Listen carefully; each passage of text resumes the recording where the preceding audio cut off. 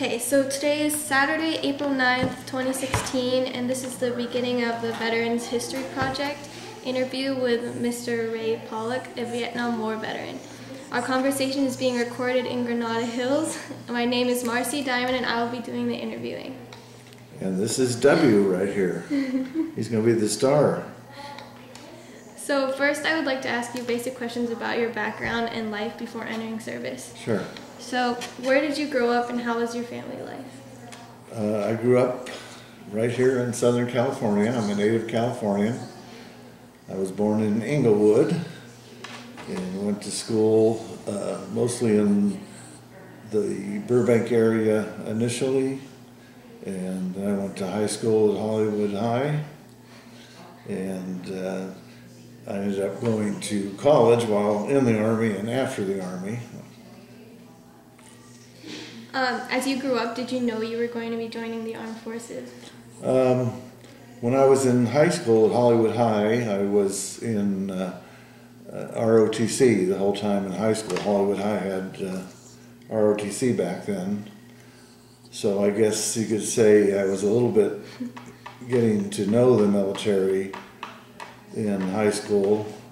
And I had a guy that was a retired military sergeant that was our advisor in high school, and he made sure that we all understood that no matter what, we should not go in the military. Oh, really? And he was actually disappointed when I first told him I was going into the military, even though he was a military advisor. But when he found out what I was going to do, he wasn't quite as unhappy because I had a plan, which is always good to have, a plan. Of course. So it was your choice to join. When you told your family, what was their reaction? Absolutely not. Because I was 17 and just graduated high school, and I had to get my parents to sign the paperwork. Otherwise, you're not allowed to go into the military until you're 18. And I quickly made them realize that if they didn't sign the papers, I'd be gone the next year anyway, and I wouldn't be too happy with them. So they gave in and signed the papers. So now we're going to go into questions about the war itself, and you said that you had a plan. What exactly was that plan? Well, the only reason I went into the military, I was familiar enough with the military from school to know that I wasn't really a military type person. I wasn't really into the running around and marching and all that kind of stuff. But the reason I went in was in high school, like a lot of people, I had no idea what I wanted to do with my life. I knew I eventually wanted to go to college, but I knew I didn't want to go right away because the first thing that I wanted to do was to become a pilot. I decided that would be the greatest thing, and I just decided that in my senior year of high school. I was looking around different ways to become pilots and found it was quite difficult, except for in the service. Of course, the only catch with doing it in the service was you were in the service and you had to do what you were told for quite a few years. Do you remember your first day of training? My first what? Day of training. Yeah. I do quite well, actually, yes. Do you remember what it was like? It was not pleasant. No? At all. No, not a bit. A lot of push-ups, a lot of yelling and screaming at you from different people. But I did have one advantage, actually, because I had been in high school ROTC for several years. On I think the third day I was in the Army, I was promoted. I was called out to the side because I had my records, they read I had ROTC, so they sent me off to a special leadership school. I think it was just for like a week.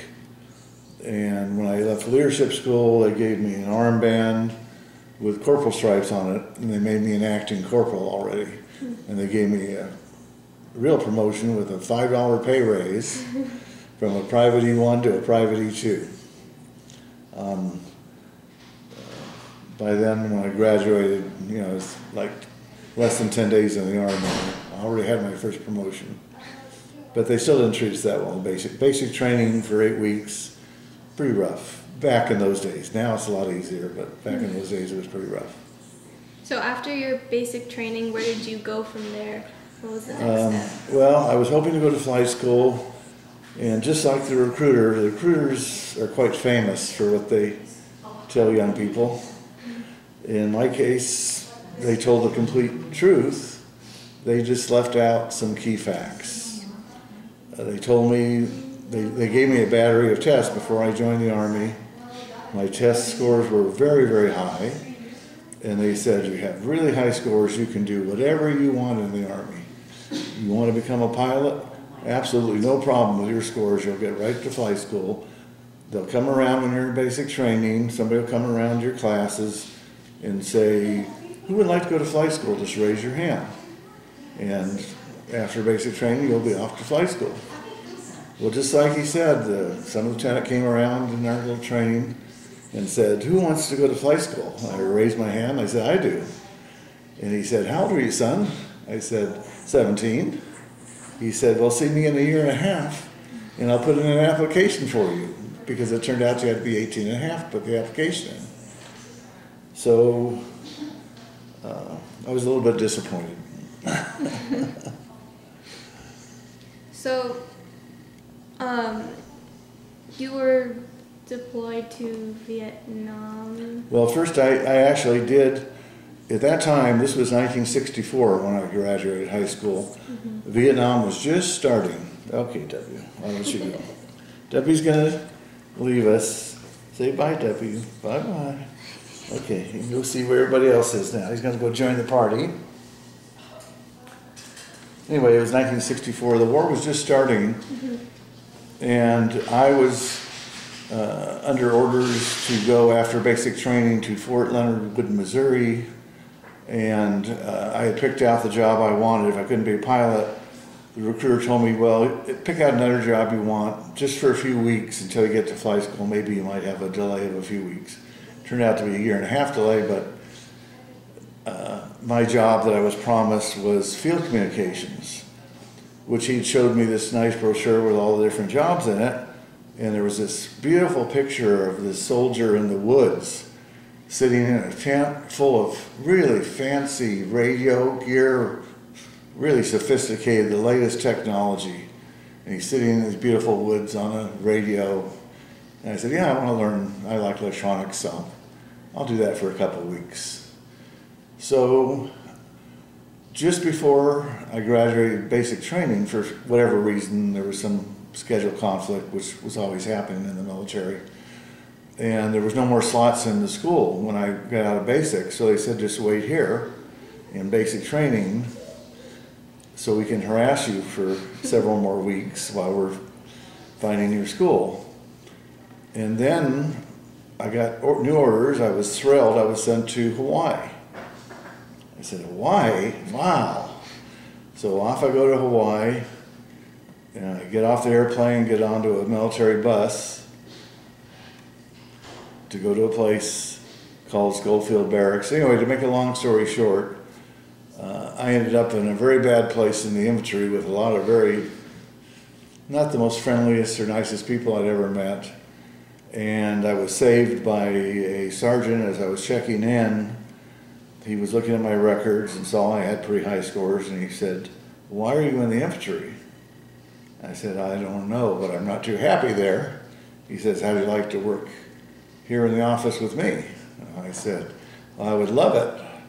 So anyway, I became a clerk for a year and a half in Hawaii, and all we did was go surfing about every day, and it was great. Then finally I got to flight school. After a year and a half, I went to Texas, started flight school, and then they started harassing us again, and lots more push-ups, twice as many push-ups. And finally then we graduated flight school, and we were made officers, and it's like night and day when you're an officer in the military. You get treated suddenly very, very well. And The only downside was, of course, we had to go to Vietnam. That's why they trained us to be pilots. So anyway, I found myself on an airplane with a bunch of my friends I'd been training with, and off we went to Vietnam. So being away from your family and home, how was that hard? For me, it was not probably as hard as some others to be away from home. It was a big adventure that I really kind of enjoyed. I really wanted really bad to be on my own, and I wanted to see the world. And so, you know, I missed my family, of course, and we got to go back occasionally. We had a Christmas break during flight school. I got to go home during Christmas, and that was actually a lot of fun because I had just started flying helicopters in the Army at that time. I was still training. I got to see all my high school friends and brag a little bit. Well, I'm flying helicopters. What are you doing? You know. So it was actually a lot of fun. And then went to Vietnam. The normal tour of Vietnam was 1 year, and that's what I did, and it was a very exciting year. And if you came out of it not torn up and not hurt, it was a very educational year if you're a pilot. I mean, I learned all about flying. I became a really excellent pilot in Vietnam because you had to become an excellent pilot quick, or you were dead if you weren't good. Right. So you said you went with some of your friends to Vietnam. Mm-hmm. How did you guys in your unit entertain yourselves when you had downtime? Well, it was different in different parts of the country. I actually ended up serving in several different units in different parts of the country, and each place was different. The first place we were at, there were 17 of us, of my classmates, who were really good friends. It's like a college classmate, they're friends for life. 17 of us in the same unit, so we had a lot of fun with each other. But there wasn't a lot to do. I mean, the base was in the middle of the jungle. And of course, the only time we left the base is when we went out to fight the war in the helicopters. So entertainment-wise, there was not much there in Pleiku. But eventually, I went to other units, other places, and after 9 months of pretty heavy combat, really dangerous flying, I changed units again, and I was quite upset that they were changing units again because I'd already changed. It was in 3 different units. I wanted to stay with people I knew, and they said, "You're changing units again." And I said, "Oh, no." And then I said, "Well, where is this unit? What do they do?" And it turned out that this unit was in Saigon, in the city, a long ways from where I was in the jungle, and we were living in a French villa there. And we had tons of entertainment. We had the whole city do whatever we wanted, and it turned out to be the world's best assignment in Vietnam. All we did was fly the top generals, General Westmoreland, the senators, congressmen, we even flew the vice president, Humphrey, when he came over to visit. And that was, we never took because they were such high-ranking passengers, we never took them anywhere dangerous. Nobody was shooting at us anymore. It was pretty nice.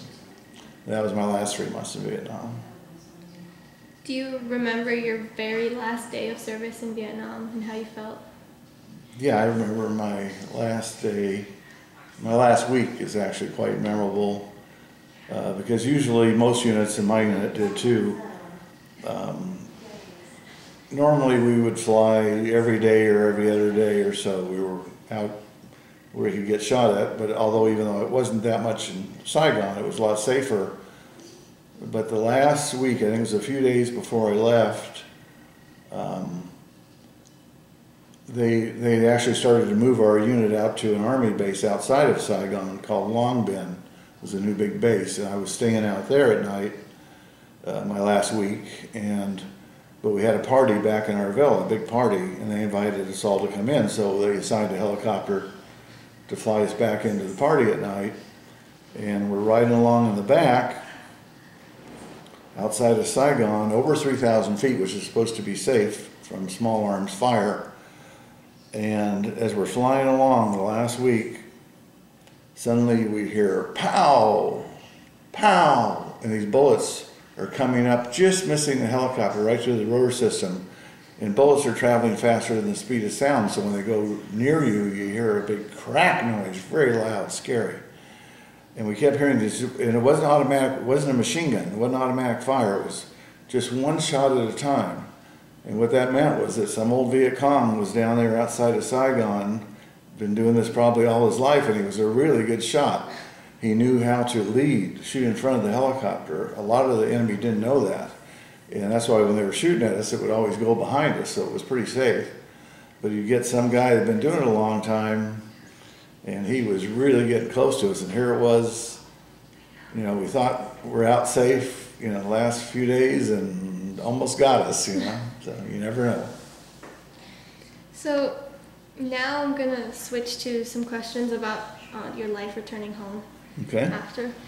So coming home, what were you coming back to? Did you have a job, your family? Well, I took, from Vietnam, I took what's called an inter-theater transfer. Rather than come back to the U.S. to stay, I transferred to Germany. And we had a lot, at that time, still have some, but at that time we had lots and lots of American troops stationed in Germany in case the Russians tried to invade. Our job was to keep the Russians out of Germany. So I wanted to see Europe and Germany, so I transferred there. I came home for about 1 week on leave and visited the family and stuff. And then I was off for Germany. And we just had a fantastic time in Germany. We were all so happy to be alive because we never thought we'd make it back. A lot of us, a lot of times, we almost didn't make it back. We were so joyed to be alive. We just had the world's biggest party in Germany, for my case, about 1.5 years before I got out of the Army. After you got out of the Army, was there anything you were afraid of returning back? Not really. Everything seemed pretty safe compared to the Army. Except that it wasn't really that scary after the Army, but I actually, the first job I found, I started going to the University of Northridge here. It was called Valley State College back in those days. And it was quite interesting with the war protests and things that were going on at the college in those days. I thought it was pretty crazy what the kids were doing there. And the things that happened in my classes were crazy. For instance, I had a philosophy class I'll never forget. And you know, here I am just back from Vietnam. I've been through the war. I know what's going on. None of these professors or the students have any idea what life is really about and what war is really about, what's going on there. And they're all protesting, and this professor, the first assignment he gave us the first day, he says, I want you guys to write a paper. And basically it turned out very quickly we got to understand this guy was a communist. He was a complete communist. And he believed, you know, that the Viet Cong and the North Vietnamese should win the war, and Americans were terrible what they're doing, et cetera, et cetera. And he wanted us to write an anti-American paper. And I kind of couldn't believe it. And so I wasn't about to do that. I wrote a paper that was very pro-American. And I got a D on that paper, even though it was a very well-written paper, because I couldn't write very good papers. And the next day, he announced to the class that if anybody wanted to skip class for the rest of the semester to protest the war, that'd be okay with him, and he'll take care of the grade, don't worry about it. So that was the last time I ever went to class. I never went to his class again, but I wasn't protesting the Vietnam War, I was protesting him. And then at the end of the semester, the grades came out, and I got even though my only paper was a D, I got a B in the class for never going to class. So things like that were a little strange that were actually going on right here in the Valley back in those days. Do you have any last advice for future generations looking to join the armed forces? I would say go to college first, and if you do want to go in, become an officer, possibly go to one of the military academies. and you automatically become an officer. Then when you graduate, you have a good education behind you. I was pretty foolish back then, though. I actually, when I was applying for flight school in Hawaii, I was called in by the Inspector General of the division, high-ranking officer, bird colonel, and he said, "I got great news for you." I said, "Really? I'm going to flight school?" I was so happy my application's been accepted. He says, "No, it's better." And I said, "What could be better than going to flight school? That's all I want to do." He says, "You're going to West Point." He says, "I got one appointment a year for one cadet to go to West Point, and you're going to get 4 years of fantastic education. You're going to, you have the chance to become a high-ranking military officer, maybe a general after you go to West Point. And it's a wonderful, wonderful opportunity. Most soldiers would die for this opportunity." And I said, "I'm sorry, sir. I want to go to flight school." He says, "But you go to flight school after West Point." I said, "No, I want to go to flight school right now." So he did send me on to flight school, and they chose another guy in my unit to go to West Point. And when I got back to the unit area, the word had already spread that I turned down the West Point, and he was getting it. He was hugging me and grabbing me and said, "Oh, thank you, thank you." And I said, maybe I'm not as smart as I thought. Maybe I gave something good up. I don't know. Anyway, my advice is, if you're going to go, my advice is not really to go necessarily at all. But if you do want to go, definitely go as an officer. It's a whole different world if you're an officer in the military. You're treated very, very well. You'll probably receive a good education in various ways. And when you come out, you'll be very successful. Either if you stay in and become a high-ranking officer, or if you get out, you're going to have a successful career. So last but not least, are there any final comments about your experience that you would like to share that we have not covered? No, just that if you are going to go in the military, plan well. Like I say, for your career. In my career, it turned out that my experience in the military eventually had a lot of jobs all over the world flying, but eventually I got hired by Northrop Grumman, big giant aerospace company. I got a very high position as a vice president, general manager of the entire flight department worldwide for Northrop Grumman, because I had a plan and I followed through my plan and had a great career and a great life. So just whatever you're going to do, plan it. Plan it. And you may get some changes along the way, but if you have some kind of a plan and it involves higher education, higher training, you'll do well in life. Thank you. Thank you for your service and sharing your time with me and your experience. I appreciate you giving your time. Well, thank you, and I appreciate you and your teacher to give you this assignment. I've done several of these, and it's a very nice thing that they're, giving you a great education and a wide education. Thank you.